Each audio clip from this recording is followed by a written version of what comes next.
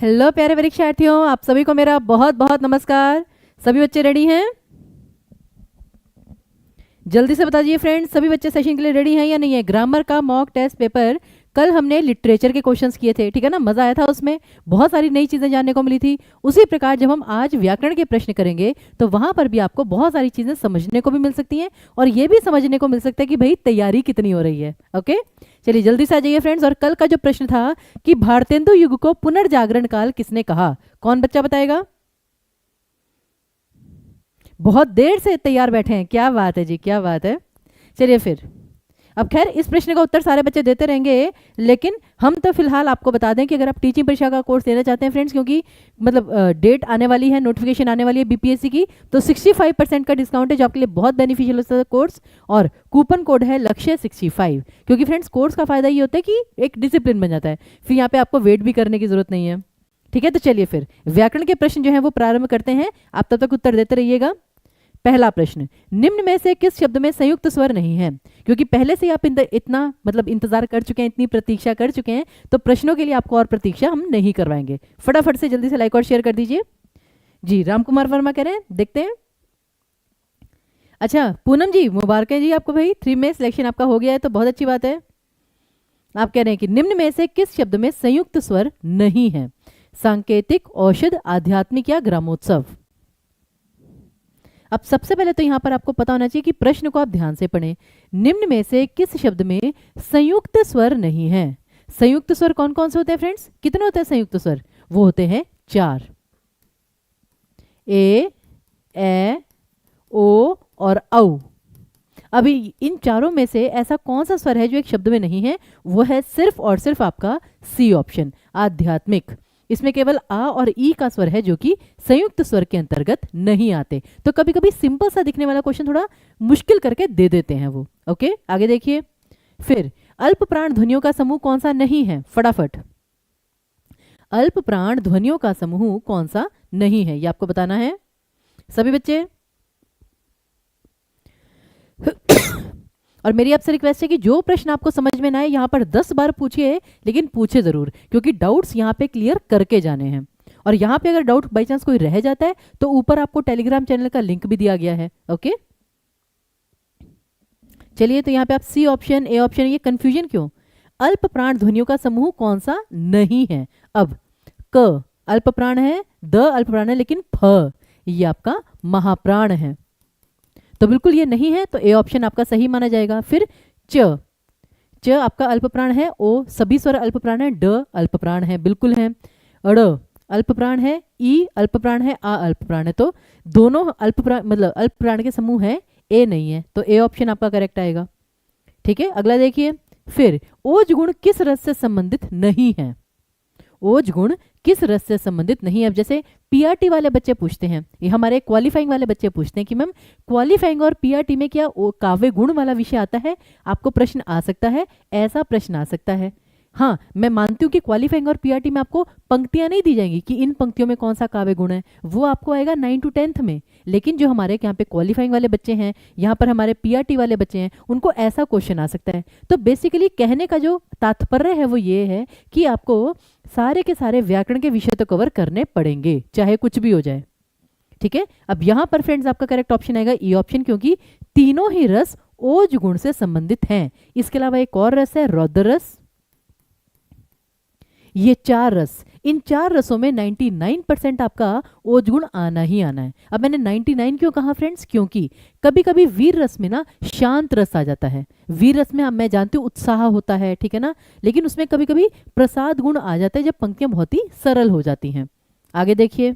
फिर राजा ने महल में बहुत से ब्राह्मण बुलाए, इस वाक्य में कौन सा कारक नहीं है? अब फ्रेंड्स कारक जानना बहुत जरूरी है, क्योंकि उसमें समास में मैंने देखा है बच्चों को प्रॉब्लम आती है। वैसे आज वो सारे क्वेश्चन भी हम लेके आए हैं फ्रेंड्स जो स्पेसिफिकली सिर्फ बीपीएससी में ही आते हैं। तो इमेजिन मतलब गेस कीजिए वो वाले क्वेश्चंस कौन से हैं जो बाकी पेपर में तो नहीं लेकिन बीपीएससी में जरूर आते हैं फ्रेंड्स। आज वो वाले 5 प्रश्न हम आपके लिए लेकर आए हैं जी। तो अब इसका जो उत्तर है फ्रेंड्स कि राजा ने महल में बहुत से ब्राह्मण बुलाए, वाक्य में कौन सा कारक नहीं है? तो देखिए, करण कारक कौन सा होता है? से के द्वारा नहीं है। संबंध कारक नहीं है। अधिकरण कारक महल में वो है, यानी कि दो कारक नहीं है, तो आंसर आएगा आपका डी ऑप्शन, उपयुक्त में एक से अधिक। ठीक है, तो बी सी ये सब ए डी लिखने वाले गलत हैं, सिर्फ डी लिखने वाले सही हैं। ओके, आगे देखिए। फिर ऐसे कठिन समय में आपको धैर्य से काम लेना चाहिए, वाक्य का प्रकार कौन सा है?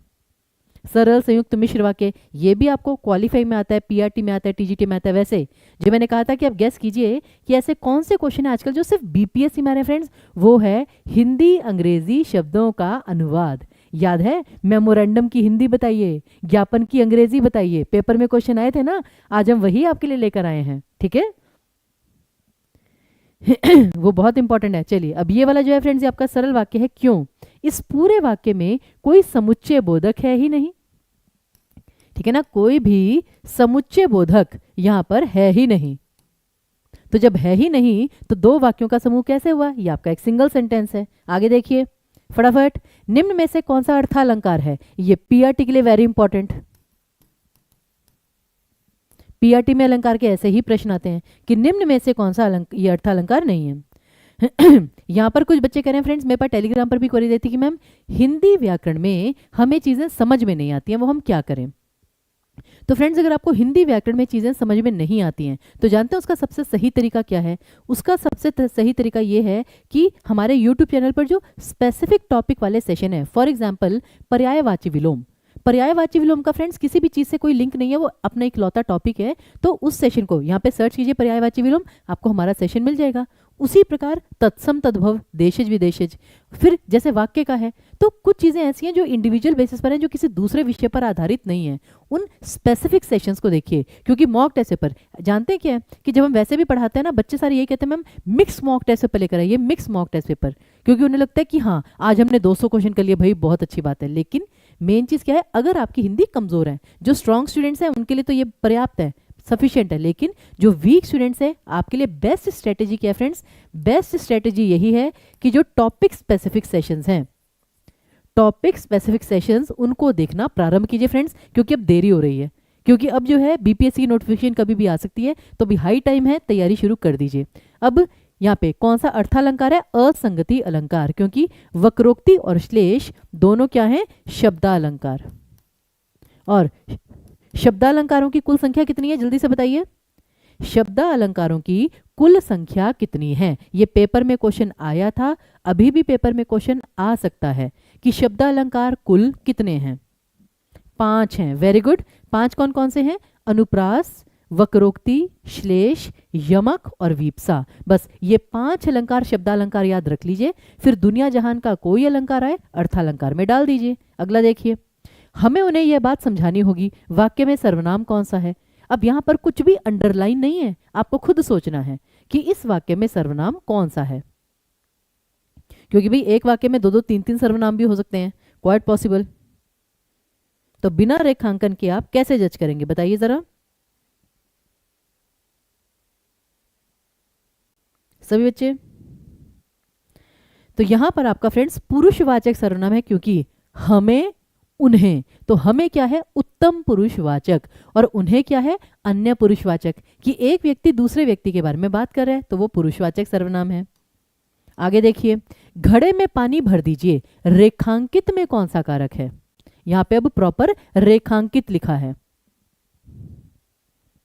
अच्छा, वैसे ये बताइए रेखांकित में कौन सा कारक है, यही बता दीजिए। रेखांकित, क्योंकि रेखांकित अपने आप में समासिक शब्द है, तो रेखांकित में कौन सा कारक है? जल्दी से बताइए दोनों प्रश्नों का उत्तर। चलिए, यहां पर तो आपका करेक्ट ऑप्शन है कर्म कारक, बिल्कुल सही, क्योंकि घड़े में पानी को भर दीजिए, तो पानी क्या है? कर्म, और रेखांकित इसका मतलब है रेखा से अंकित, रेखा से या के द्वारा अंकित। अंकित का मतलब होता है चिन्हित, कि जिसे हमने लाइन के द्वारा हाईलाइट किया हुआ है। ओके, तो यहां पर क्या आएगा आपका? करण कारक। अगला देखिए, निम्न में से ऊनक शब्द कौन सा है? फ्रेंड्स, ये आपका ना बीपीएससी का प्रीवियस ईयर क्वेश्चन है। बीपीएससी का प्रीवियस ईयर क्वेश्चन। और आप जानते हैं जब ये ऊनक शब्द का प्रश्न आया था ना, सारे बच्चे सोच में पड़ गए थे कि भाई ये ऊनक शब्द कहाँ से उठकर आ गया। ना ये हमने पर्यायवाची में पढ़ा, ना तत्सम तद्भव में पढ़ा, ना संधि समास किसी में पढ़ा, तो ये ऊनक शब्द आया कहाँ से फ्रेंड्स। ये फ्रेंड्स ऊनक शब्द आया है उपसर्ग प्रत्यय से। एक्चुअली क्या होता है कि जिन शब्दों में प्रत्यय जोड़कर थोड़े से वो देसी शब्द बन जाते हैं ना, जैसे कि मुनिया, खटिया, ठीक है ना, ये सारे जो शब्द होते हैं ये ऊनक शब्द कहलाते हैं। जैसे कि पगड़ी, लोटा, ठीक है ना, लेकिन उसमें जैसे ऊनक शब्द आपके ढोलक, सिर्फ ढोलक, तो ये क्या है आपका ऊनक शब्द। अपनापन नहीं, ननिहाल नहीं, ये आपके कॉमन वर्ड्स हैं, ठीक है। तो ये ऊनक शब्द को याद रखिएगा, ये बीपीएससी में क्वेश्चन आता है आगे। और बीपीएससी में आ सकता है तो केवीएस और यूपी टेट में भी आ सकता है, झारखंड में और एमपी टेट में भी आ सकता है, इतनी सी बात है। चुनाव जीतते ही सुरेश जी ने लूटपाट प्रारंभ करवा दी, यहाँ पे उपवाक्य कौन सा है सभी बच्चे। और वैसे मैं बता दूं अगले हफ्ते आपका पदबंध उपवाक्य का सेशन है, सारे बच्चे उसे अटेंड करेंगे। ओके आप कह रहे हैं ऐप, ये टीचिंग परीक्षा की ऐप पर मॉक टेस्ट पेपर डलवा दीजिए, हिंदी का डलवा देते हैं फ्रेंड्स। अब आपने कहा है तो आपकी जो ख्वाहिश पूरी करनी पड़ेगी, डलवा देते हैं फ्रेंड्स, ट्राई करते हैं कि कल ही प्रोवाइड करवा दिया जाए। ओके हाँ जी, तो देखिए यहाँ पर अब चुनाव जीतते ही, अब सुरेश जी ने लूटपाट प्रारंभ करवा दी, ये एक वाक्य, लेकिन कब प्रारंभ करवाई, चुनाव जीतते ही, ये कालवाचक, कालवाचक क्रिया विशेषण, तो ये आपका सी ऑप्शन करेक्ट आएगा। ओके और याद रखिए फ्रेंड्स, क्रिया विशेषण की उपवाक्य की सबसे बड़ी विशेषता, इसमें कर्ता और क्रिया दोनों का होना अनिवार्य है, कि कोई काम जैसे हो गया वो चीज बताई जाती है, जैसे कि चुनाव जीतते ही, यानी कि चुनाव को जीता गया है, तो यहाँ पे उस प्रकार से। अगला, कवि के कठिनता कर्म की करते नहीं हम धृष्टता, पर क्या ना विषमोत्कृष्टता करते विचारोत्कृष्टता, यहाँ पे काव्य दोष कौन सा है। हाँ अब ये वाला विषय है जो कि क्वालिफाइंग और पीआरटी में नहीं आएगा, ये चीज आप क्वालिफाइंग और पीआरटी के लिए इग्नोर कर सकते हैं, टोटली इग्नोर कर सकते हैं कि काव्य दोष। लेकिन हमारे 6 to 8 और 9 to 10 वाले बच्चे ध्यान से कीजिए, यहाँ पर कौन सा काव्य दोष है फ्रेंड्स। काव्य दोष केवल 3 प्रकार के होते हैं, शब्द दोष, अर्थ दोष और रस दोष। हालांकि कुछ लोगों ने और भी ज्यादा निकाले, लेकिन मुख्य रूप से 3 दोष हैं। और इसमें भी अब जैसे यहाँ पे कवि के कठिनता कर्म की, अब कठिनता, ठीक है ना, कर्म की करते नहीं हम धृष्टता, तो यहाँ पे क्या है, भाषा बहुत ही ना ट बहुत ही मतलब जैसे कठिन भाषा है, तो ये आपका शब्द दोष है, जिसे हम कहते हैं श्रुति कटुत्व दोष, कि सुनने में बहुत ही कठोर वर्ण लग रहे हैं, श्रुति कटुत्व दोष। आगे देखिए, समाप्त शब्द में गण कौन सा है। अब ये वाला क्वेश्चन भी आपको पीआरटी में आ सकता है, ठीक है ना। छंद में पंक्तियां चाहे ढूंढनी आपको ना आए, लेकिन गण आपसे पूछा जा सकता है कि दी गए शब्द में गण कौन सा है, तो उसके लिए लघु गुरु वर्ण का नियम पता होना चाहिए। पता है सबको लघु गुरु वर्ण की, जैसे देखिए अ, ई, उ और री, और साथ ही साथ चंद्र बिंदु, इनकी आएगी 1 मात्रा, शेष सभी की आएंगी 2 मात्रा। इसको याद कर लीजिए फ्रेंड्स, ये वेरी वेरी वेरी इंपॉर्टेंट है। छोटे से स्वर हैं फ्रेंड्स, अ, ई, उरी, छोटी ई, छोटा ऊ, जिन्हें बोलने में कम समय लगता है, जिन्हें हम रिस स्वर कहते हैं, अ, ई, उरी और चंद्रबिंदु, सबकी आएगी, ठीक है ना, 1 मात्रा। बाकी जितने स्वर बचे, आ, ई, उ, ए, ओ, औ, सबकी 2 मात्रा। अंग, अह, अनुस्वार विसर्ग, उनकी भी 2 मात्रा। तब स के साथ अ का स्वर है लघु, म के साथ आ का स्वर है गुरु, आधा प है जो म में ऐड होगा लेकिन वो गुरु ही रहेगा, और त में अ का स्वर है लघु, तो अ ये लघु गुरु लघु, ज भान जगण, यहाँ पर आपका करेक्ट ऑप्शन आएगा जगण, ठीक है। अगला देखिए, फिर जहां क्रिया का निर्माण संज्ञा सर्वनाम या विशेषण शब्दों से मिलकर उसे क्या कहते हैं। आप जानते हैं ना फ्रेंड, डेफिनेशन वाले क्वेश्चन कितने आते हैं, पारिभाषिक प्रश्न, तो इसलिए कहते हैं कि हर चीज की बेसिक नॉलेज तो आपको लेनी पड़ेगी, क्योंकि पेपर में ऐसे क्वेश्चन आएंगे। जल्दी से बताइए क्या कहेंगे उसे, प्रेरणार्थक क्रिया, पूर्वकालिक क्रिया, नाम धातु क्रिया, क्या क्रिया, नाम धातु क्रिया, बिल्कुल सही। उदाहरण बता सकते हैं नाम धातु क्रिया के, जल्दी से नाम धातु क्रिया के उदाहरण बताइए, 1-2 कम से कम जो आपको पता है। जैसे कि नाम धातु क्रिया, जैसे आप ही बताइए फ्रेंड्स, जितना आप क्या कहते हैं कि वो करेंगे। अपनापन क्रिया नहीं, अपनाना क्रिया है, अपनाना। फिर बतियाना, फिर हथियाना, क्योंकि हथियाना जो है वो हाथ शब्द से बना है जो कि संज्ञा है, ठीक है ना। लज्जाना, शर्माना, शर्माना, शर्म भाववाचक संज्ञा है, शर्माना क्रिया है। तो जो भी क्रिया संज्ञा, सर्वनाम या विशेषण से मिलकर बनती है वो आपकी नाम धातु क्रिया। आगे देखिए, किस शब्द में द्वंद्व समास नहीं है, फटाफट, किस शब्द में द्वंद्व समास नहीं है। और अभी तो हम अलंकार के प्रश्न करेंगे, छंद के प्रश्न करेंगे, शब्द शक्ति के प्रश्न करेंगे, और स्पेशली इंग्लिश और हिंदी वर्ड्स का जो ट्रांसलेशन है, जो बीपीएससी में क्वेश्चन आते हैं सबसे इंपॉर्टेंट, वो हम करेंगे।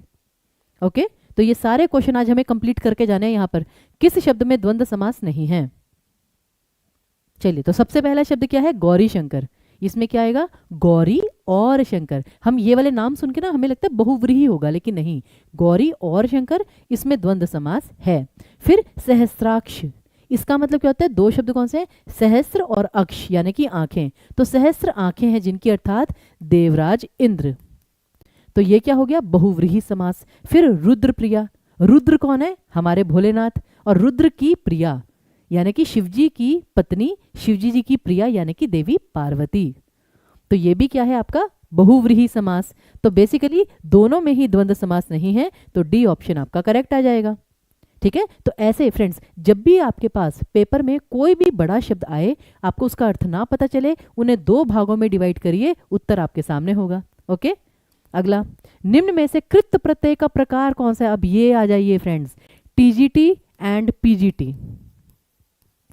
अब फ्रेंड्स, ये जो हम अगले दो प्रश्न करने जा रहे हैं, ये सिर्फ और सिर्फ टीजीटी और पीजीटी वालों के लिए, ये पीआरटी और क्वालिफाइंग वालों के लिए नहीं है।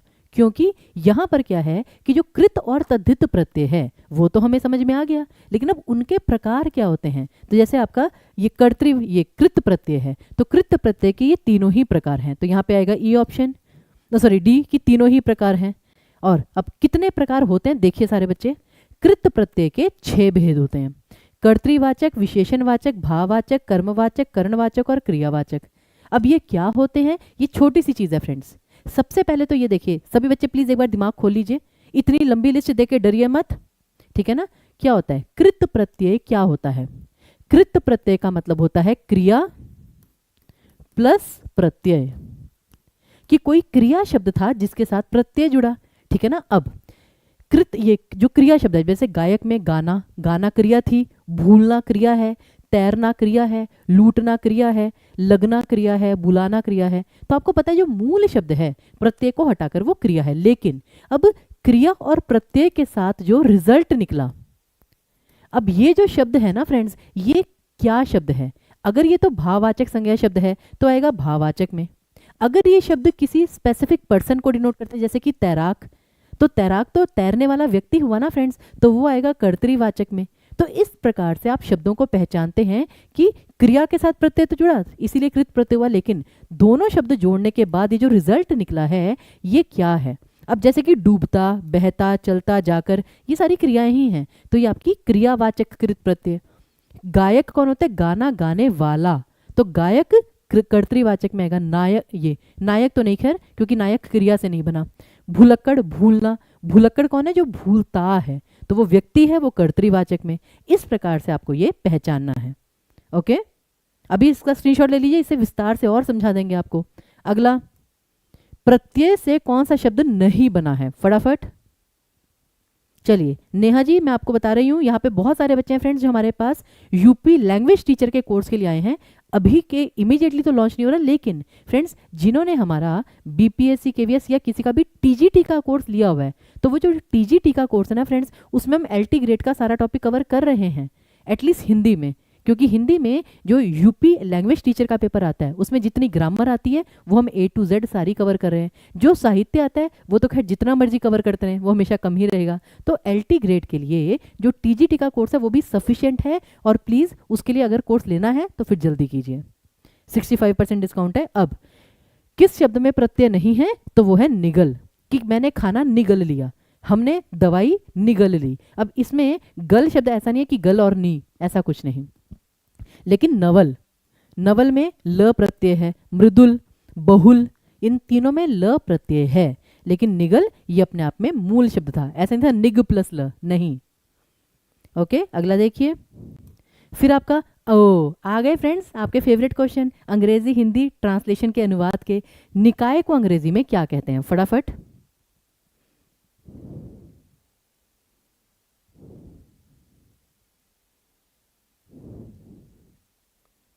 फटाफट सारे बच्चे भाई देखिए 1000 please, thank you so much. जल्दी जल्दी फ्रेंड्स सेशन स्टार्ट कीजिए कि मतलब क्वेश्चंस करने स्टार्ट कीजिए कि निकाय को अंग्रेजी में क्या कहते हैं। म्यूनिसिपैलिटी, निकाय चुनाव कहते हैं ना, म्यूनिसिपैलिटी के चुनाव थे तो निकाय चुनाव। अब बाकी कमीशन को कहते हैं आयोग, बोरोइंग यानी कि उधार, और यूनियन को क्या कहते हैं, राज्य संघ। उसी प्रकार देखिए लेजिस्लेटिव को हिंदी में क्या कहते हैं, फटाफट। और ऐसे क्वेश्चन हम आपके लिए और लेकर आएंगे क्योंकि बहुत इंपॉर्टेंट है। लेजिस्लेटिव को हिंदी में क्या कहेंगे, सभी बच्चे बताइए। और अलंकार के भी अभी हमें महत्वपूर्ण प्रश्न करने हैं फ्रेंड्स, क्योंकि अलंकार की भी हम जितनी प्रैक्टिस कर लें कम है, रस की, गुण की, छंद की। अब यहाँ पे लेजिस्लेटिव का मतलब होता है वैधानिक, जो विधान से चलता है, नियमों से चलता है, ठीक है ना। अब जैसे ये कार्यकारिणी कहते हैं ना, ये हमारे कार्यकारिणी अध्यक्ष हैं यानी कि एग्जीक्यूटिव, एग्जीक्यूटिव कार्यकारिणी को कहा जाता है। और सूचित करना यानी इन्फॉर्म, इन्फॉर्म्ड है। अगला रिपील का अर्थ क्या होता है, फटाफट। रिपील का क्या अर्थ होता है, सारे बच्चे ट्राई कीजिए जल्दी से। रिपील का मतलब आवेदन करना, रद्द करना, स्वीकार करना या क्या करना। तो ये होता है फ्रेंड्स रद्द करना, कि अगर किसी बात को रद्द कर दिया गया है, किसी बिल को ये रद्द कर दिया गया तो रिपील। आगे देखिए उद्देशिका को अंग्रेजी में क्या कहते हैं, उद्देशिका। उद्देशिका को अंग्रेजी में क्या कहा जाता है, प्रियम्बल, सोलमनली, टेरिटरी, क्या कहा जाता है। तो फ्रेंड्स उद्देशिका ये प्रियम्बल ही कहा जाता है, क्योंकि मतलब संविधान में क्या है, संविधान लिखने का उद्देश्य क्या है, वो सारा प्रस्तावना में लिखा गया और प्रस्तावना को ही प्रियम्बल कहा जाता है। बाकी इसका मतलब होता है सत्यनिष्ठापूर्ण पूर्वक, और टेरिटरी मतलब प्रदेश। तो सबके अर्थ आपको पता होने चाहिए, ओके, जितने हो सकते हैं। अगला देखिए ऑटोनोमस को हिंदी में क्या कहते हैं, फटाफट। ऑटोनोमस को हिंदी में क्या कहा जाता है, सभी बच्चे बताएंगे।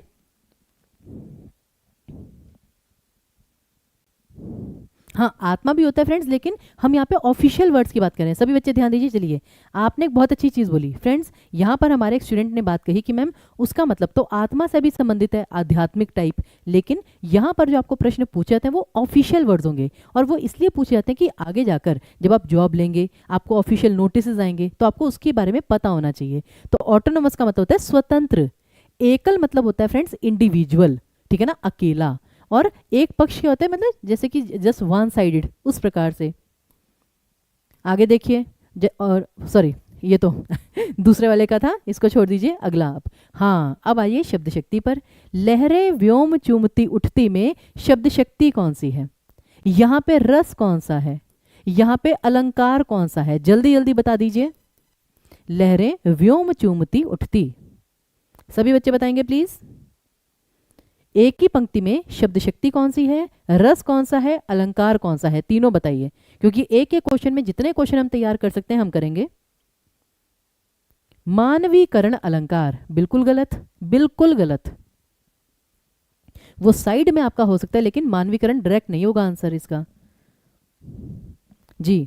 तो यहां पर अतिशयोक्ति अलंकार, बिल्कुल सही पकड़े हैं, अतिशयोक्ति, बात को बढ़ा चढ़ाकर कहना। व्योम का मतलब क्या होता है, आसमान की लहरें इतनी ऊंची उठ रही हैं लग रहा है आसमान छू लेंगी, अतिशयोक्ति अलंकार। अब हैरानी वाली बात है तो अद्भुत रस, अद्भुत रस हैरानी हो रही है, लेकिन शक्ति ये है फ्रेंड्स लक्षणा। लहरें व्योम चूमती उठती, लहरें आसमान को चूम रही हैं, उसका मतलब हम सबको पता है फ्रेंड्स, इसका कोई दूसरा अर्थ निकलेगा ही नहीं। हाँ ये बिल्कुल ये नहीं निकलेगा कि लहरें व्योम चूमती उठती, लेकिन इसका बस एक डिफरेंट मीनिंग है जिसे हम कहते हैं कि लहरें बहुत ऊंची उठ रही हैं, और इसका दूसरा मतलब नहीं होगा, इसलिए आपकी लक्षणा शब्द शक्ति है। ओके, तो ये चीज ध्यान में रखनी है। उसी प्रकार किस शब्द पर वचन का प्रभाव पड़ता है, वेरी इंपॉर्टेंट। यहां पर अभी मैं देख रही थी बच्चों के कमेंट्स की मैम लिंग वचन में काफी समस्या होती है, काफी प्रश्न गलत हो रहे हैं, तो वो करवा दीजिए, आप चिंता मत कीजिए फ्रेंड्स। जैसे आपको पता है शाम को 5 बजे केवीएस का सेशन आजकल हो रहा है, तो मंडे को हमारा टॉपिक ही यही है, लिंग और वचन, क्योंकि हम जानते हैं कि वो टॉपिक कितना इंपॉर्टेंट है। ओके जी, तो सारे बच्चे देखिए किस शब्द पर वचन का प्रभाव पड़ता है? जैसे संज्ञा, संज्ञा में कोई भी शब्द लीजिए, लड़का लड़के, वधु वधुएं, ठीक है ना, तो बिल्कुल पड़ता है इस पर। फिर सर्वनाम, वह आ रहा है, वे आ रहे हैं, तो सर्वनाम भी वचन के अनुसार बदलता है। और विशेषण कि यह व्यक्ति अच्छा है, ये सभी व्यक्ति अच्छे हैं, तो अच्छा अच्छे, सच्चा सच्चे, विशेषण भी वचन अनुसार परिवर्तित होता है। तो तीनों ही आएंगे, तो उपयुक्त में एक से अधिक। ठीक है जी, तो बस मतलब चीज़ों को प्रैक्टिकली अप्लाई करके देखना है फ्रेंड्स। कोई भी ऐसा प्रश्न है लिंग का, वचन का, संज्ञा का, ठीक है ना, किसी भी चीज़ का, उसे किसी भी सिंपल से सेंटेंस में यूज़ करके देख लीजिए, आपका आंसर कभी गलत होगा ही नहीं। आगे देखिए, कौन सा शब्द पक्षी का पर्यायवाची है? फटाफट, आप जानते हैं ना कि बीपीएससी में आपका ये अनेकार्थी शब्द बहुत आते हैं। आज हम अनेकार्थी के भी प्रश्न लेकर आए हैं, वो भी बहुत महत्वपूर्ण है, ठीक है ना, उसको कोई बच्चा मिस नहीं करेगा। तो कौन सा शब्द पक्षी का पर्यायवाची है? अब जैसे कि अंडज, अंडज का मतलब क्या होता है? अंडे से जन्मा, ज मतलब जन्मा, जैसे शैलजा, शैल यानी पर्वत, शैल की पुत्री पार्वती, उसी प्रकार अंडज, अंडे से जन्मा, बिल्कुल पक्षी का पर्यायवाची। और शकुंत, शकुंत भी होता है, लेकिन इंदुर नहीं होता फ्रेंड्स। इंदुर का मतलब क्या होता है? चूहा, चूहे का पर्यायवाची इंदुर, ये भी जान लीजिए, क्योंकि हमें इंदु सुनते लगता है ये चांद से संबंधित होगा, चांद, चांदनी, निकला क्या? चूहा।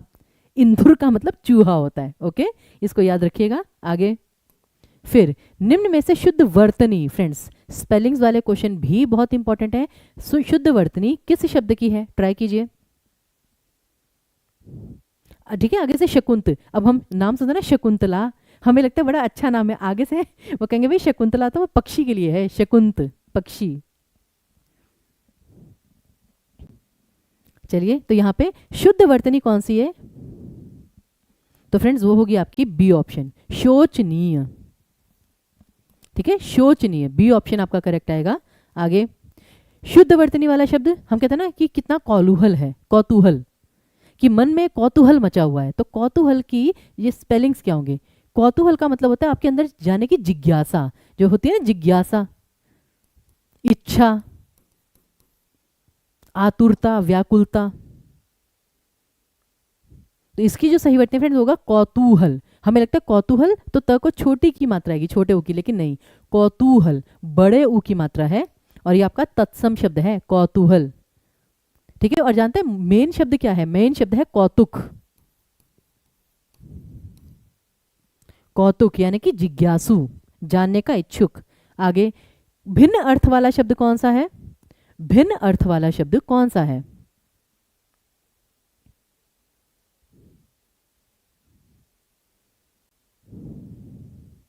ओहो, मन में लहर उठी है हर चीज जानने की, क्या बात है जी, बहुत अच्छी बात है। तो हर चीज जानिए, पेपर के लिए उतना ही फायदेमंद होगा। तो यहाँ पे निम्न में से भिन्न अर्थ वाला शब्द, तो फ्रेंड्स खग, पतंग, ये पखेरु। अब फ्रेंड्स पतंग देखिए, पतंग के कितने सारे अर्थ हैं। पतंग का मतलब पक्षी भी है, पतंग का मतलब सूर्य भी है, और पतंग का मतलब वो काइट भी है, ठीक है ना, और पतंगा मतलब वो पक्षी, भंवरा जैसे कहते हैं। तो इसलिए ये अनेकार्थी शब्दों के लिए बहुत इंपॉर्टेंट है। ये आपका यमक अलंकार के लिए, श्लेष अलंकार के लिए बहुत महत्वपूर्ण है। तो ये जो अनेकार्थी शब्द होते हैं ना, इन्हीं से हमें श्लेष अलंकार का और उसका आपका यमक अलंकार का पता चलता है, तो बहुत इंपॉर्टेंट है। तो तीनों कितना प्राण पखेरु उड़ गए, ठीक है ना, तो कि प्राण पक्षी की भांति उड़ गए, तीनों का मतलब पक्षी है। लेकिन मारुत, हनुमान जी को मारुति कहते हैं ना, क्यों? मारुत मतलब है पवन देव यानी कि हवा। आगे देखिए, भय का पर्यायवाची कौन सा नहीं है? जल्दी से, भय का पर्यायवाची कौन सा नहीं है?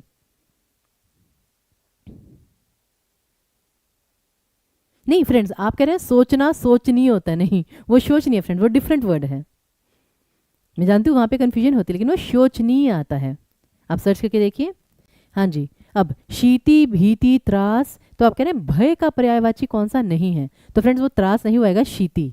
शीति का मतलब होता है ठंड, शीत, ठंडा, ठीक है ना, वो शीति शीत से समझते, लेकिन वो था ना अपने भक्तों की भयंकर भूरी भीति हटाइए, अनुप्रास अलंकार की पंक्ति है फ्रेंड्स ये, भयंकर भूरी भीति हटाइए। भीति मतलब होता है भय, और त्रास का मतलब भी होता है। ठीक है, अगला देखिए, फिर कोश और कोस का सही अर्थ युग्म, वेरी वेरी इंपॉर्टेंट। ये कौन से शब्द हैं? श्रुति समभिन्नार्थक, जो सुनने में एक जैसे लगते हैं लेकिन अर्थ बिल्कुल भिन्न होता है। तो कोश और कोस, अब ये वही वाला कोस है, कोस कोस पर पानी बदले चार कोस पर बानी। ये हिंदी भाषा के लिए कहा, भारत के लिए कहा गया ना कि कोस कोस पर पानी बदले चार कोस पर बानी। तो कोस का मतलब क्या है, जल्दी से बताइए।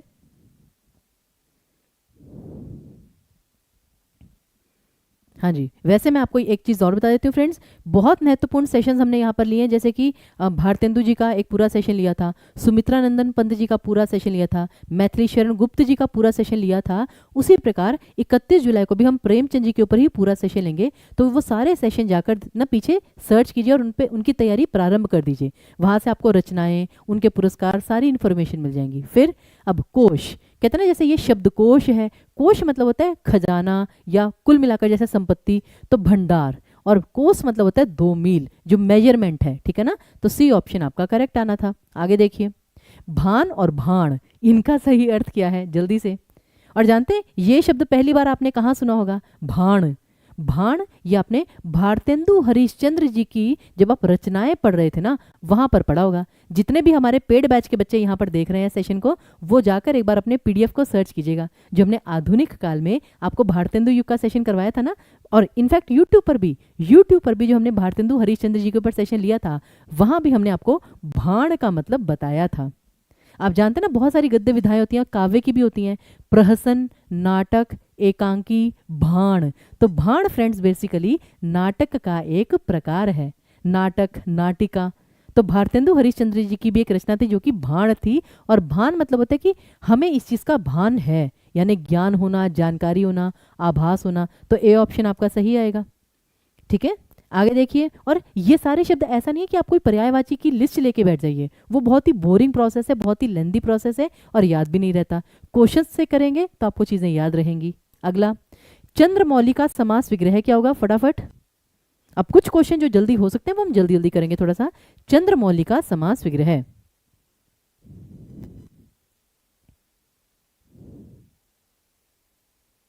ए ऑप्शन बिल्कुल सही। चंद्र है मौली पर जिनके, फ्रेंड्स मौली मतलब होता है मस्तक, मौली मतलब क्या होता है, मस्तक। तो चांद है मस्तक पर जिनके, अर्थात शिवजी जी। तो यहाँ पे पूरा आएगा अर्थात शिवजी।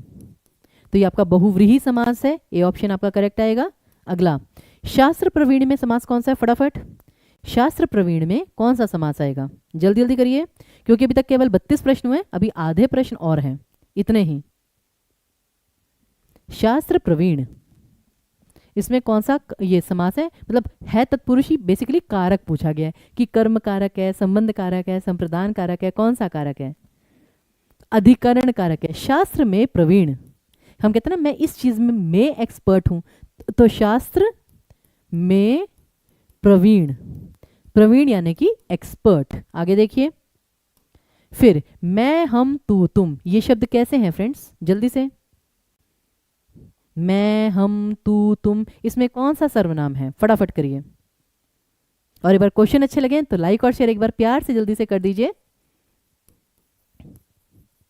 वैसे मैं आप सभी को बता दूं, जो बच्चे नए हमारे साथ जुड़े हैं, ऊपर आपको टेलीग्राम चैनल का लिंक दिया गया फ्रेंड्स। ये वही टेलीग्राम चैनल है जिसपे हम रेगुलर बेसिस पर, ठीक है ना, ग्रामर के क्वेश्चन पोस्ट करते रहते हैं। कल रात को हमने साहित्यिक पुरस्कारों की फोटोज आपके लिए अपलोड की हैं, जिससे आप देख सकें, रेगुलरली पढ़ सकें। तो फ्रेंड उससे क्या है, वो आपका ना पूरा क्वेश्चन बैंक तैयार हुआ है, वहां पर आप क्वेश्चन कर सकते हैं रेगुलरली, MCQs, ठीक है ना, वो आपके लिए बहुत बेनिफिशियल हो सकता है। तो अब मैं, हम, तू, तुम, ये सारे आपके पुरुषवाचक सर्वनाम हैं, उत्तम पुरुष, मध्यम पुरुष। अगला देखिए, हृदय गगन में रूप चंद्रिका बनकर उतरो मेरे, कौन सा अलंकार है और कौन सा रस है।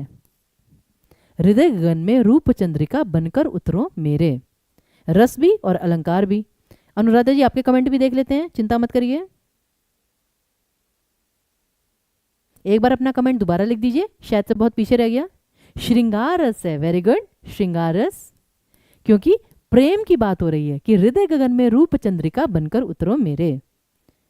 फ्रेंड्स लिंक ऊपर दिया गया है, आप कह रहे हैं मैम लिंक भेजिए, आप अपने कमेंट बॉक्स के ऊपर देखिए, लिंक आपको ऑलरेडी दिया गया है। ओके, हाँ जी। अब यहाँ पे हृदय गगन में, अब हृदय को गगन ही माना गया है। जैसे कहते हैं चंद्रिका मतलब क्या होता है, चांदनी। तो उनके कहने का मतलब है कि जैसे आसमान में चांदनी है, मेरे हृदय में तुम्हारा रूप है।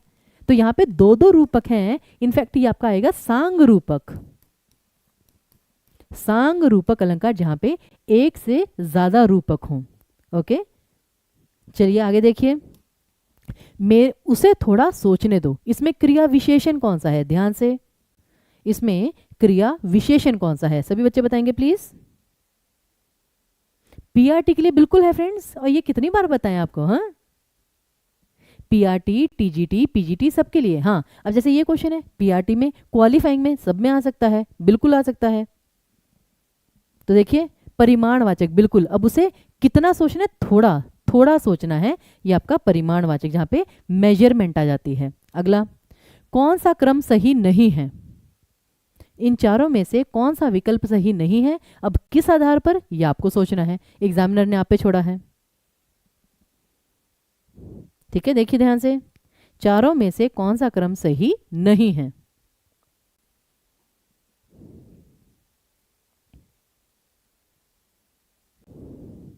अरे स्तुति जी, पेड बैच का टाइम कहाँ से चेंज कर दें, हाँ वो तो 1 बजे ही रहेगा। अब ऐसे, होनहार बिरवान के होत चिकने पात। फ्रेंड्स ये मुहावरा नहीं है, ये आपकी लोकोक्ति है। आपको मुहावरे और लोकोक्ति के बीच का अंतर पता है जी? मुहावरे और लोकोक्ति में बहुत अंतर होता है फ्रेंड्स। मुहावरा जो होता है, जैसे कि अक्ल के घोड़े दौड़ाना, अब ये ना पे खत्म है, ये मुहावरा है। क्यों? मुहावरा वाक्य के अनुसार परिवर्तित हो जाता है। जैसे कि तुम जल्दी से अपने अकल के घोड़े दौड़ाओ, उसने अपने अकल के घोड़े दौड़ाए। तो यहाँ पे क्या है, ये वाक्य जो है ये परिवर्तित हो जाता है वाक्य के अनुसार। लेकिन लोकोक्ति, लोकोक्ति फिक्स है, ये बदलेगी नहीं। जैसे अपना हाथ जगन्नाथ, अब इसमें एक भी शब्द नहीं बदलेगा। तो लोकोक्ति होती है जो अपने आप में पूर्ण वाक्य होता है, लेकिन मुहावरा वो वाक्य का केवल एक छोटा सा भाग होता है जो वाक्य के अनुसार बदल जाता है। आगे देखिए, फिर शंख में कौन सी संज्ञा है, जल्दी से संज्ञा का प्रकार। शंख शब्द में कौन सी संज्ञा आएगी, आपकी व्यक्तिवाचक, जातिवाचक, पदार्थवाचक। पदार्थवाचक यानी कि द्रव्यवाचक। तो कौन सी संज्ञा आएगी फ्रेंड्स, फटाफट।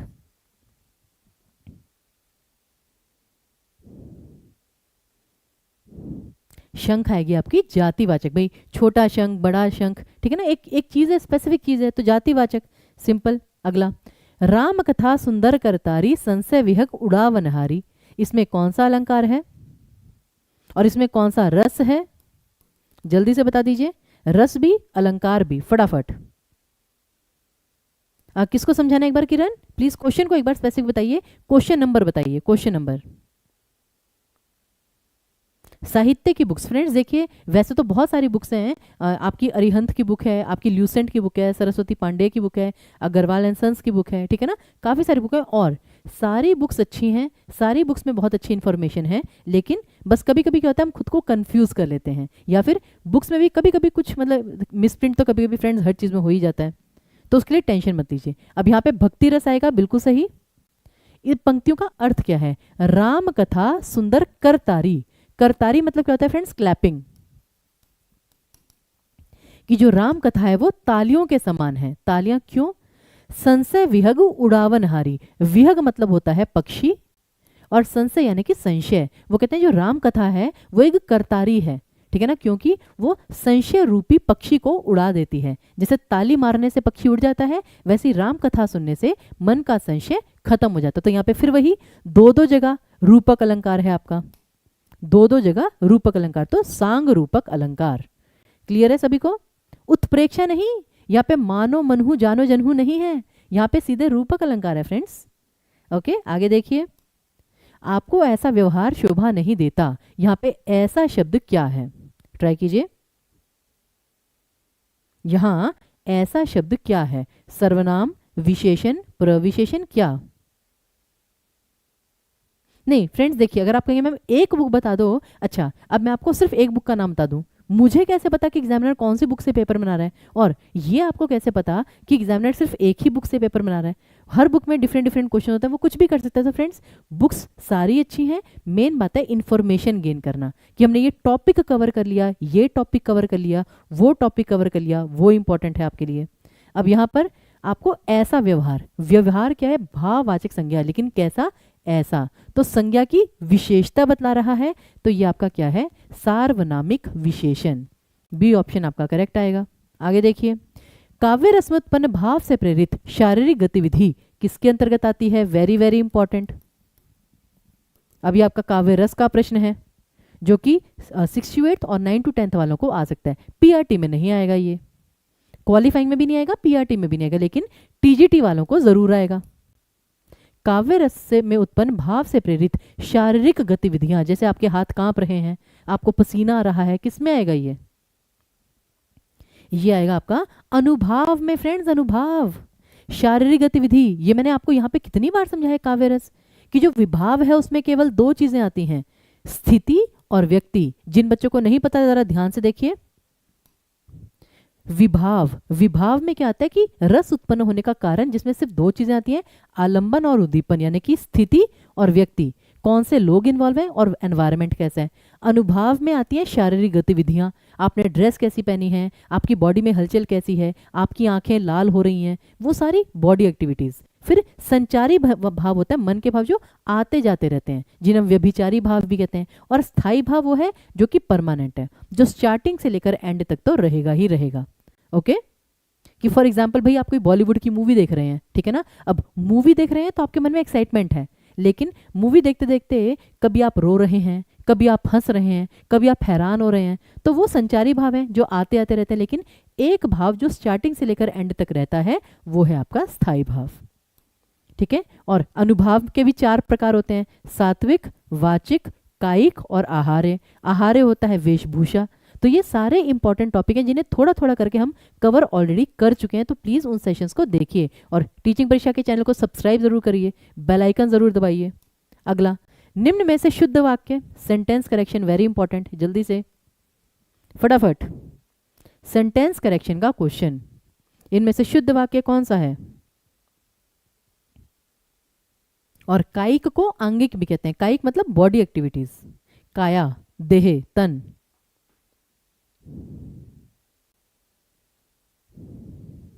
हाँ, नहीं फ्रेंड, जो सात्विक है, सात्विक के अलग से 8 भेद होते हैं, बिल्कुल वो एक अलग चीज है, वो अनिच्छित अनुभाव है। जो आपके साथ ये कायिक, वाचिक और आंगिक ये आपके आहार्य हैं, वो आपके इच्छित अनुभव है। तो वर्गीकरण तो फिर करते रहिए, उसकी कभी खत्म नहीं होगा फ्रेंड्स, लेकिन पहले बेसिक इन्फॉर्मेशन तो हो। अब यहाँ पर हमें इस योजना को आगे बढ़ाना होगा। बिल्कुल वाक्य सही है, विद्वान व्यक्ति व्यर्थ के बेकार काम नहीं करता। अब व्यर्थ भी है, बेकार भी है, पुनरुक्ति है, गलत सेंटेंस। तुम्हें तो प्राण दे देना चाहिए, प्राण हमेशा बहुवचन में आएगा, तो तुम्हें तो प्राण दे देने चाहिए, तो ये गलत हो गया। तो बेसिकली सिर्फ ए ऑप्शन करेक्ट था। आगे देखिए, कौन सा शब्द एक वचन में ही प्रयुक्त होता है? सिर्फ और सिर्फ एक वचन में ही प्रयुक्त होता है। फटाफट जल्दी जल्दी कीजिए फ्रेंड्स, 42 क्वेश्चन हो गए, बस थोड़े से क्वेश्चन बाकी हैं, 10-15 प्रश्न। कौन सा शब्द सदैव एक वचन में आएगा? अब जैसे पुस्तक, पुस्तक का बहुवचन क्या होता है? पुस्तकें, कि मैंने आज 2 पुस्तकें खरीदी। फिर सहायता, सहायता कितनी भी चीजों के लिए हो, लेकिन सहायता हमेशा एक वचन में रहेगा। आकाश हमेशा एक वचन में है, तो डी ऑप्शन आपका करेक्ट आएगा। ये दोनों सही थे, सहायता का भी बहुवचन नहीं होता।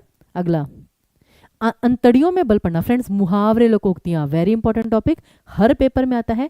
केवीएस हो, यूपी टैटो, सी टैटो, बीपीएससी हो, झारखंड टैटो, एमपी टैटो, हर पेपर में मुहावरे लोकोक्ति आएगा ही आएगा। तो अंतड़ियों में बल पड़ना अर्थात, फटाफट बताइए। इसका मतलब होता है ई ऑप्शन, कि बहुत अधिक हंसना, कि हंसते हंसते पेट में दर्द हो गया, वो होता है अंतड़ियों में बल पड़ना, यानी कि बहुत हंसना। तो ई ऑप्शन भी भूलना नहीं है। ओके, अगला, निम्न में से भाववाचक संज्ञा कौन सा है? फटाफट, अब ये क्वेश्चन जल्दी जल्दी करने वाले हैं कि निम्न में से भाववाचक संज्ञा कौन सा है? भाववाचक संज्ञा क्या होता है? या तो किसी भाव का नाम, या विचार, या स्थिति, या अवस्था, या प्रणाली, ये सारी चीजें भाववाचक संज्ञा में आती हैं। जैसे कि चपल, चपल ये वो नहीं है चप्पल पहनने वाला, चपल मतलब होता है चतुर, तो ये आपका विशेषण है। सुस्ती, अरे मुझे सुस्ती आ रही है, सुस्ती क्या है? एक अवस्था, आलस्य की अवस्था, तो ये है आपका। और क्षम्य क्या होता है? जिसे क्षमा किया जा सके, क्षम्य, कि तुम्हारा अपराध क्षम्य है, तो ये भी आपका विशेषण आएगा। तो करेक्ट ऑप्शन सिर्फ बी ऑप्शन है आपका, सिर्फ बी ऑप्शन, सिर्फ बी ऑप्शन। और वही मैं कह रही हूँ फ्रेंड्स, ये लाइव सेशन आपके लिए क्यों इंपॉर्टेंट है, हर क्वेश्चन आपके लिए क्यों इंपॉर्टेंट है, क्योंकि एक भाववाचक संज्ञा से आपको विशेषण का भी पता चला, प्रत्यय का भी पता चला, नए शब्द का भी पता चला। आगे, निम्न में से पुल्लिंग शब्द कौन सा है? फटाफट, लिंग का प्रश्न आपने कहा था, पुल्लिंग शब्द कौन सा है? आप कह रहे हैं टेलीग्राम पे वर्तनी के प्रश्न दीजिए, बिल्कुल देंगे फ्रेंड्स। और बल्कि मैंने भी 4-5 दिन पहले वर्तनी के ही प्रश्न दिए थे, आप जाके चेक कीजिए। अभी पिछले 4-5 दिन पहले मैंने वर्तनी के प्रश्न वहां पे अपडेट किए थे, दोबारा कर देंगे, क्या टेंशन की बात है। तो पुल्लिंग शब्द कौन सा? जैसे पशु। अब पशु फ्रेंड्स, चाहे वो आपका मतलब कि चील हो, चाहे आपकी शेरनी हो, वो रहेगा पशु में, तो पशु हमेशा पुल्लिंग में आता है। सेना, सेना आ रही है। अब सेना में चाहे सारे मतलब कि जवान हो, ठीक है ना, मतलब कि पुरुष हो, फिर भी वो सेना ही कहलाएगी कि सेना आ रही है। सेना बॉर्डर पर तैनात है, तो वो स्त्रीलिंग में आता है। और चांदी, चांदी महंगी हो गई, चांदी सस्ती हो गई, तो चांदी भी स्त्रीलिंग में आता है। तो पशु आपका सही उत्तर आएगा। आगे, हमें यह समस्या शीघ्र हल करनी होगी में क्रिया कौन सी है? अकर्मक, सकर्मक, नाम धातु या क्या?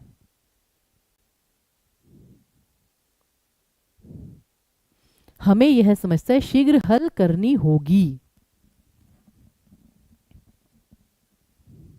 अब अगर आपको हल करना है तो आपको किसी चीज को हल करना है, तो अकर्मक तो ये हो ही नहीं सकती, और समस्या ये है आपका कर्म। हमें यह समस्या शीघ्र हल करनी होगी, हमें यह जैसे कहते हैं पहेली शीघ्र हल करनी होगी, तो ये आपके सकर्मक क्रिया में आएगा। नाम धातु कोई है नहीं यहाँ पे। अगला, लकीर पीटना, अर्थात कि सारे अपना काम कर लेंगे, तुम लकीर पीटते रह जाओगे। लकीर पीटने का क्या अर्थ है? फटाफट, लकीर पीटना अर्थात इसका मतलब होता है फ्रेंड्स पुरानी रीति पर चलना, कि जैसे आपकी रूढ़िवादी सोच है, मतलब उसी को फॉलो करते जा रहे हो आप आंखें बंद करके। अगला, किस शब्द में संधि नहीं है? फटाफट, किस शब्द में संधि नहीं है?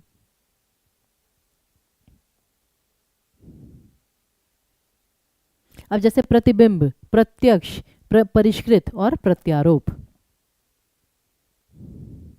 तो यहां पे फ्रेंड्स सिर्फ और सिर्फ ए है प्रतिबिंब, क्योंकि प्रति शब्द अलग है, बिंब अलग है। और याद रखिए, जहां परिवर्तन नहीं वहां संधि नहीं, ये बात सारे बच्चे याद रखेंगे। जहां परिवर्तन नहीं है वहां संधि नहीं है। जैसे कि प्रत्यक्ष, अब य पर फोकस है तो यण संधि, प्रति प्लस अक्ष, यण संधि में पहला शब्द ई या ऊ पे खत्म होना ही होना पड़ेगा, या री पे।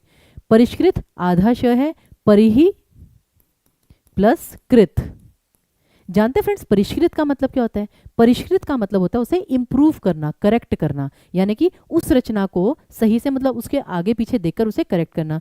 अब कृत मतलब क्या होता है? रचना, किया हुआ काम। और परि मतलब क्या होता है? आसपास, जैसे कहते हैं ना परिधि, तो यानी उसके चारों ओर। तो इस प्रकार से शब्द का अर्थ पहचानते हैं।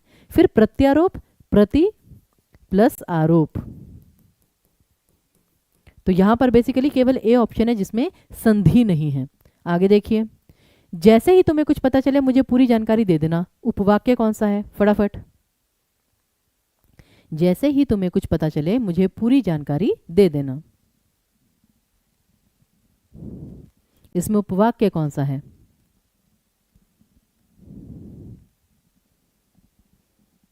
जी, जहां पे प्रति उपसर्ग होता है वहां पे आपका व्ययी भाव समास, बिल्कुल सही। चलिए, अब यहां पर क्रिया विशेषण बिल्कुल सही, कि मुझे पूरी जानकारी दे देना, ये आपका नॉर्मल वाक्य की मुझे पूरी जानकारी दे देना, लेकिन कब? जैसे ही तुम्हें पता चले, तो फिर वही कालवाचक क्रिया विशेषण, तो क्रिया विशेषण उपवाक्य ही आएगा। आगे, जहां कहने और सुनने वाले एक ही बात को भिन्न संदर्भों और अर्थों में ग्रहण करें, वो कौन सा अलंकार होता है? वेरी इंपॉर्टेंट, जहां कहने और सुनने वाले एक ही बात को भिन्न अर्थ में ग्रहण करते हैं, वो कौन सा अलंकार होता है? सभी बच्चे बताइए। बिल्कुल सही, वेरी गुड मीनू। आपका वो होता है वक्रोक्ति अलंकार फ्रेंड्स, वक्रोक्ति अलंकार। वो था ना, को तुम हो इत आए कहाँ, घनश्याम हो तो कितहूं और बरसो। वो अपने आप को कृष्ण कह रहे हैं, वो उन्हें काले बादल समझ रही हैं। कौन द्वार पर? राधे में हरि। हरि का क्या काम यहाँ, वो अपने आप को कृष्ण बता रहे हैं, वो उनको बंदर समझ रही हैं, ठीक है ना। तो बात को कहने और सुनने वाला व्यक्ति भिन्न अर्थ में समझे उसे वक्रोक्ति कहेंगे। अगला, भिन्न उपसर्ग वाला शब्द कौन सा है, जल्दी से, भिन्न उपसर्ग वाला शब्द कौन सा है, जल्दी जल्दी बताइए। बस 51 क्वेश्चन हो गए, 9 प्रश्न बचे, कुल 60 प्रश्न थे बस, या बल्कि हो सकते 4 ही और प्रश्न हो, ठीक है ना, सिर्फ 4 प्रश्न, लास्ट 4 क्वेश्चंस, सिर्फ 4 प्रश्न बाकी हैं, जल्दी कीजिए। भिन्न उपसर्ग किसमें है, तो जैसे निश्चल, अब याद रखिए फ्रेंड्स, निश उपसर्ग नहीं होता, होता है निस, निस उपसर्ग, निस प्लस छल, निस प्लस संदेह, लेकिन निस्वार्थ में केवल नी उपसर्ग है, नी उपसर्ग, और निष्काम निश निस प्लस काम, तो सी ऑप्शन आपका करेक्ट है। ये देखिए अब अलंकार का प्रश्न सभी बच्चे,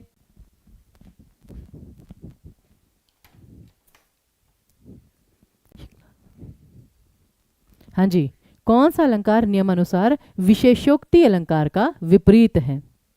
अब पहले तो पता होना चाहिए विशेषोक्ति अलंकार कौन सा है, विभावना। वेरी गुड फ्रेंड्स, सभी बच्चे ध्यान देंगे। विभावना का मतलब क्या होता है, जहां पर कारण है, नहीं कारण नहीं है पर कार्य हो गया, जैसे कि आंखें नहीं है पर मैं देख रही हूं, कान नहीं है पर मैं सुन रही हूं, ठीक है ना। फिर पैर नहीं है मैं पर्वत चढ़ गई, कि पंगु चढ़े गिरिवर गहन, ठीक है ना, मुंह को होए वाचाल पंगु चढ़े गिरिवर गहन, तो जहां पे कारण के बिना कार्य हो जाए। लेकिन विशेषोक्ति क्या है, जहां पे कारण है पर कार्य नहीं हुआ, बिल्कुल विभावना का विपरीत, जैसे कि पानी बीच मीन प्यासी, कि पानी में रहकर मछली प्यासी रह गई। ओके, उसके बाद अगला देखिए, यहां पर जिस वाक्य में 2 या 2 से अधिक स्वतंत्र उपवाक्य हों और योजकों द्वारा जोड़े गए उसे क्या कहते हैं फ्रेंड्स, ये बीपीएससी में आ चुका है। और उन्होंने क्या कहा था, यहां पे स्वतंत्र उपवाक्य की जगह प्रधान उपवाक्य, स्वतंत्र या प्रधान, कि जहां एक से अधिक प्रधान उपवाक्य हों और योजकों द्वारा जोड़े गए हों उसे हम कहते हैं फ्रेंड्स संयुक्त वाक्य। बिल्कुल सही, क्योंकि मिश्र वाक्य में एक आश्रित उपवाक्य होता है। आगे, जो क्रिया अभी हो रही है उसे क्या कहेंगे। मैं जानती हूँ बहुत सारे बच्चे ये भी कह रहे हैं मैम काल के प्रश्न लेकर आइए, भूतकाल वर्तमान काल उनके प्रकार, आसन्न भूतकाल, हेतु हेतुमत भविष्यत काल, ये सारे हम आपके लिए जरूर लेकर आएंगे जल्दी से। तो जो क्रिया अभी हो रही है, प्रेजेंट कंटिन्यूअस, प्रेजेंट कंटिन्यूअस को क्या कहते हैं, अपूर्ण वर्तमान काल, जो भी कंप्लीट नहीं हुआ है, जो भी काम चल रहा है। आगे देखिए, और आज का अंतिम प्रश्न, संज्ञाओं के साथ आने वाली विभक्तियों को क्या कहा जाता है, संश्लिष्ट विश्लिष्ट श्लिष्ट या क्या। तो फ्रेंड्स आई होप आज के जो 55 क्वेश्चंस थे आपको बहुत ज्ञान मिला होगा, आपके लिए लाभदायक सिद्ध होंगे, ठीक है ना। और ऐसे ही सेशंस हम आपके लिए आगे लाते रहेंगे। बाकी अगर आपको टीचिंग पेशा का कोई भी कोर्स चाहिए, स्पेशली जो हमारे यहाँ पे लैंग्वेज टीचर के लिए कह रहे हैं कि मैम हमें एलटी की तैयारी करनी है, हम कौन सा कोर्स लें, तो फ्रेंड्स हमारे जो टीजीटी के कोर्स हैं वो भी आपके लिए काफ़ी अच्छे हैं एलटी की तैयारी के लिए। तो सब पे 65% ऑफ है और कूपन कोड है लक्ष्य 65। चलिए फिर तो आज का सेशन फ्रेंड्स होता है समाप्त। अब मिलते हैं आपको शाम को 5 बजे, शाम को 5 बजे मिलेंगे हम आपके साथ तत्सम तद्भव पर्यायवाची विलोम के सेशन में, ठीक है। तब तक के लिए बहुत बहुत धन्यवाद।